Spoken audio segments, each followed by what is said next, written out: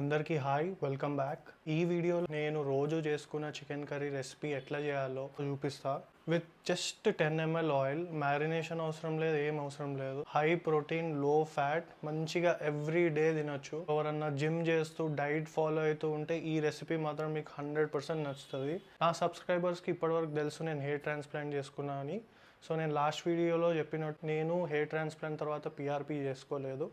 అది ఎందుకో ఈ వీడియోలో చెప్తా. అండ్ క్రియాటిన్ వాడాలా వద్దా అనేది కూడా ఈ వీడియోలో నేను కవర్ చేస్తా. సో మనం వండుకుంటా మాట్లాడుకుందాం.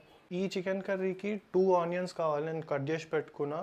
And 2 green chillies, 350 grams chicken. ఇది జీరా పౌడర్, కిందది కొరియాండర్ పౌడర్, ఇది కారం, ఇది గరం మసాలా, ఇది జింజర్ గార్లిక్ పేస్ట్ అండ్ కొంచెం చాప్ చేసుకున్న కొత్తిమీర. డబ్బాలు చూసి మీకు అనిపించచ్చు ఏంది డబ్బాలు, ఇదేమో హర్బల్ లైఫ్ అనే డబ్బా, ఇది హనీది డబ్బా. మన ఇంట్లో తెలుసు కదా, మన మమ్మీలు, అమ్మమ్మలు, నానమ్మలు కానీ ఖాళీ డబ్బా దొరికితే చాలు అందులో పొడులు ఇది అది నింపి పెట్టేస్తారు. నేను ఆల్రెడీ 10 ml ఆయిల్ మెజర్ చేసి వేసుకున్నా. ఆయిల్ ఎట్లా మెజర్ చేసుకోవాలి ఏంది అనేది, నేను క్యాలరీస్ ఎట్లా ట్రాక్ చేయాలి ఇవన్నీ నా ముందు వీడియోస్లో చెప్పిన. ఒకసారి make sure you watch those videos also. Step by step చూపిస్తా. చాలా క్విక్, మ్యాక్సిమం 15 minutesలో అయిపోతుంది. మీరు మీ బిజీ స్కెడ్యూల్లో కూడా ఒక 15 minutes తీస్తే, అండ్ నేనైతే లైఫ్ లాంగ్ తినమన్నా తింటా ఈ చికెన్ కర్రీ రెసిపీ, అంత బాగుంటుంది. ఫస్ట్ నేను మెజర్ చేసుకున్న ఆయిల్ కుకింగ్ ప్యాన్లో వేసుకొని హై ఫ్లేమ్లో హీట్ చేయనిస్తా.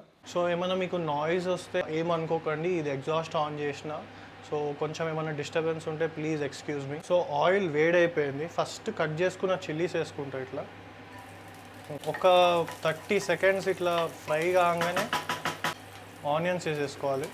సో మనము ఇప్పుడు ఫస్ట్ హై ఫ్లేమ్లో పెట్టినాం. ఓ కింద మాడకుండా ఉండడానికి కలుపుకుంటూ ఉండాలి ఊరికేనే. ఇట్లా స్టిర్ ఫ్రై అంటారు. మీకు ఒక ప్రో టిప్ చెప్తా, మీరు నాన్ స్టిక్ ఇట్లాంటి ప్యాన్స్ వాడితే మాత్రం పక్కా వుడెన్ స్పూన్సే వాడండి. ఎందుకంటే స్టీల్వి వాడితే మీరు కలుపుతున్నప్పుడు ఆ నాన్ స్టిక్ మెటీరియల్ అంతా ఊడిపోతూ ఉంటుంది.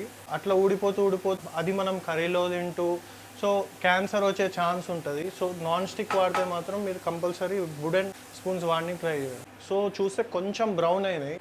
కొంచెం బ్రౌన్ అయినప్పుడే 1 teaspoon సాల్ట్ వేసేయండి ఆనియన్స్ అండ్ చిల్లీస్లోనే.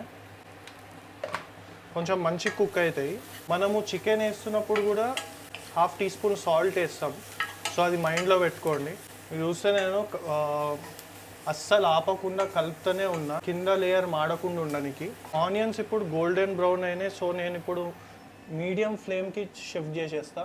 మీడియం ఫ్లేమ్కి షిఫ్ట్ చేసినాక 1 tablespoon జింజర్ గార్లిక్ పేస్ట్ ఇంత, మళ్ళీ పించ్ అంత పసుపు, జస్ట్ 1 pinch ఇంత కాదు 2 pinches, మరీ తక్కువైపోయాయి. జింజర్ గార్లిక్ పేస్ట్ ఇంకా పసుపు కలుపుకున్నాక నేను కొంతసేపు మూత పెట్టేస్తా, జస్ట్ ఫర్ 2 minutes. అది రా ఉంటుంది జింజర్ గార్లిక్ పేస్ట్, అది కుక్ అయ్యేంత వరకు ఆగితే చాలు. అండ్ గుర్తుపెట్టుకోండి మీడియం ఫ్లేమ్లో ఉంది. ఇప్పుడు జింజర్ గార్లిక్ పని అయిపోయింది. సో నేను ఇది పోయి ఫ్రిడ్జ్లో పెట్టేస్తున్నా. ఏదైనా మనం వాడే వస్తువు దాని పని అయిపోయినాక నాకు దాని ప్లేస్లో పెట్టేయడం అలవాటు. అది పార్ట్ ఆఫ్ డిసిప్లిన్ అన్నట్టే. వంట వేసుకుంటున్నప్పుడు కూడా మీ చుట్టూ మీ సరౌండింగ్స్ అన్నీ క్లీన్ పెట్టుకోవాలి. అప్పుడే మీకన్నా మోటివేషన్ వస్తే చేయాలని క్లమ్జీ అయిపోవద్దు. ఇప్పటిది అప్పుడు క్లీన్ చేసుకుంటే మీకు లాస్ట్కి వంట అయినాక కూడా చాలా తక్కువ పని ఉంటుంది, మొత్తం అక్కడిక్కడ ఉంటుంది. ఇది main tip. So ginger garlic paste cook అయిన స్మెల్ వస్తుంది, కొంచెం డిఫరెంట్ మంచి స్మెల్ వస్తుంది. ఇది 350 grams చికెన్, రా చికెన్, ఏం మ్యారినేషన్ లేదు, ఏం లేదు. ఇప్పుడు ఇంకొక 1/2 tablespoon దీని మీద వేసేసి మిక్స్ చేసుకోవాలి. ఇప్పుడు కూడా మీడియం ఫ్లేమ్లోనే ఉంది. మనం ఇది ఒక 6 to 8 minutes వదిలేసేయాలి. ఇప్పుడు చికెన్లో ఉన్న వాటర్ రిలీజ్ అయితే అప్పుడు వరకు మనం దాన్ని వదిలేసేయాలి. గ్యాప్లో మనము పిఆర్పి గురించి మాట్లాడుకుందాం. నేను హెయిర్ ట్రాన్స్ప్లాంట్ చేసుకున్న, అవును, ఇవాళకి 42 days అయిపోయింది. నేను పిఆర్పి ఎందుకు చేసుకోలేదంటే, పిఆర్పి అనేది మనకి పర్మనెంట్ రిజల్ట్స్ ఇవ్వవు. అదేంటంటే మనకి టెంపరీలీ ఉన్న వాల్యూమ్ పెంచడం ఆర్ మన హీలింగ్ ప్రాసెస్ని స్పీడప్ చేయడం చేస్తుంది అంతే.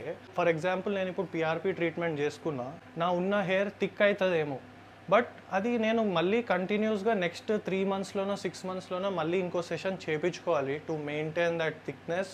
సో నాకు అట్లా మళ్ళీ చేసి మళ్ళీ ఆ ప్రాసెస్ మీద డిపెండ్ అవ్వడం ఇష్టం లేదు.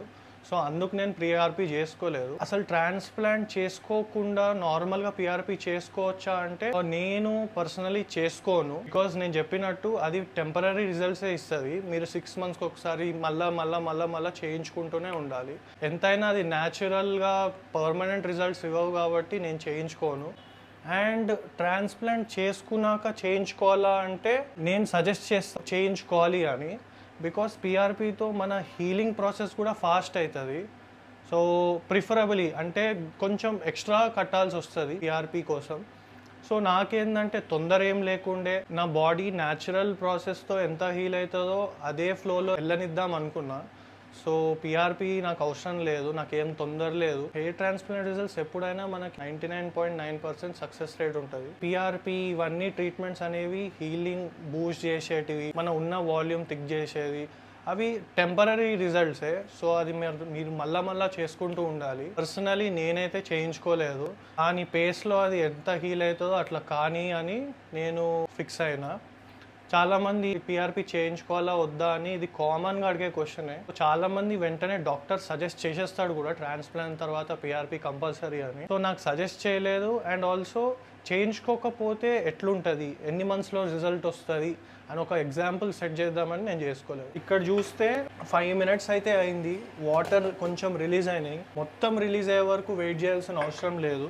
చేసే ప్రాసెస్సే మీరు ఫాలో అవ్వండి. మీకు చికెన్ మంచిగా కాకపోతే నన్ను అడుగు. 1 teaspoon కారం వేస్తున్నా. నేను కొంచెం ఎక్కువ వేసుకుంటున్నా, కారం ఇష్టం. 1/2 tablespoon కొరియాండర్ పౌడర్. నేను ఇట్లా రఫ్గా వేసేస్తా బికాజ్ నాకు అలవాటు ఉంది కాబట్టి. And 1/4 tablespoon jeera powder. ఈ 3 మసాలాలు వేసుకున్నాక మంచిగా కలుపుకోవాలి. మళ్ళీ ఒక 3 to 4 minutes దాన్ని వదిలేయాలి. రిమైనింగ్ వాటర్ కూడా రిలీజ్ అవుతుంది. సో ఇప్పుడు కూడా గుర్తుపెట్టుకోండి అది మీడియం ఫ్లేమ్ పైనే ఉంది. సో ఈ గ్యాప్లో నేను వాడిన వస్తువులన్నీ సదిరేయడం చేసేస్తున్నా. మనకి ఈ మసాలాలు పని అయిపోయింది కాబట్టి ఇవి లోపల పెట్టేస్తున్నా. ఇంకా ఒక్క మసాలాతో అయితే మనకు పని ఉంది. ఇది గరం మసాలా. ఇది ఎప్పుడు వేయాలో చెప్తాను నేను మీకు పక్కన ఇంకో వీడియో కూడా చూపిస్తా. ఈ పాయింట్ ఆఫ్ టైంలో కర్రీ ఎట్లుందో. 3 to 4 minutes అయిన తర్వాత సిమ్లో అనేసి మన last and final secret ingredient వేసేయాలి. అది మన గరం మసాలా 1/4 teaspoon వేసి కలుపుకోవాలి. సిమ్లో 3 to 4 minutes వదిలేసేయాలి. మ్యాక్సిమం 3 minutes, 4 minutes కూడా కాదు. అది అయిపోయినట్టే. జస్ట్ ఇప్పుడు వేసిన గరం మసాలా కొంచెం ఫ్లేవర్ అతుక్కుంటుంది అంతే. ఈ గరం మసాలా ట్రిక్ మనకి ఇంట్లో అమ్మమ్మలు, నానమ్మలు, మమ్మీలు చెప్పే ట్రిక్. లాస్ట్ మినిట్లో వేస్తారు. కావాలంటే మీరు అడగండి గరం మసాలా లాస్ట్కి ఎందుకు వేస్తారు అనేది. మంచి ఫ్లేవర్ ఉంటుంది. మీరు ట్రై చేసి అయితే చూడండి. ఈ గ్యాప్లో మనం క్రియాటిన్, నా సబ్స్క్రైబరే అడిగిండు క్రియాటిన్ వాడొచ్చా, వే ప్రోటీన్ అయితే వాడుతున్నా, క్రియాటిన్ గురించి నాకు తెలియదు. మీ క్రియాటిన్ గురించి ఫస్ట్ చెప్తా. క్రియాటిన్ ఏంటంటే ఇప్పుడు మనం ఫెయిలియర్ వర్కౌట్ చేసిన తర్వాత నెక్స్ట్ డే సోర్నెస్ ఉండడం అదంతా అవుతుంది కదా. సో వాటి నుంచి ఫాస్ట్గా రికవరీ అవ్వడానికి అండ్ మన మసిల్ మాస్ని ప్రిజర్వ్ చేయడానికి హెల్ప్ చేస్తుంది. Especially when you are above 30. మనం 30 క్రాస్ కాగానే మన మజిల్ మాస్ డ్రాప్ అవ్వడం స్టార్ట్ అవుతుంది. విచ్ ఇస్ మన టెస్టోస్టెరాన్, మన న్యాచురల్ మెయిన్ హార్మోన్ కూడా డ్రాప్ అవ్వడం స్టార్ట్ అవుతుంది. అందుకే మనం మజిల్ మాస్ కూడా లూజ్ అవుతాం. సో మీరు క్రియాటిన్ వాడితే ఆ మజిల్ మాస్ ప్రిజర్వ్ చేయడానికి కూడా హెల్ప్ చేస్తుంది. సో నేనేమంటా 100% రికమెండ్ చేస్తాం క్రియాటిన్ వాడమని.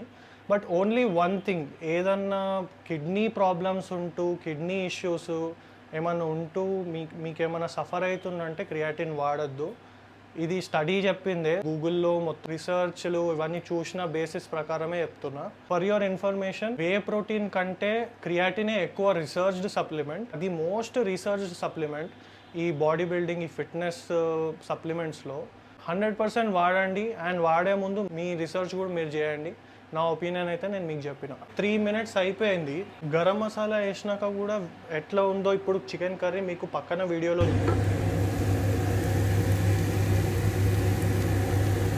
సో మీకు పక్కకు చూపిస్తా కూడా చికెన్ కుక్ అయిందా లేదా, ఎట్లా చెక్ చేయాలి. ఇట్లా మీ చికెన్లో ఉన్న బిగ్గెస్ట్ పీస్ని ఇట్లా నొక్కి చూడండి. అది ఈజీగా బ్రేక్ అయిపోవాలి, అప్పుడే సాఫ్ట్ ఉన్నట్టు. ఈ గరం మసాలా వేసి 3 minutes తర్వాత లాస్ట్కి కొత్తిమీరతో టాప్ చేసుకోవాలి అంతే.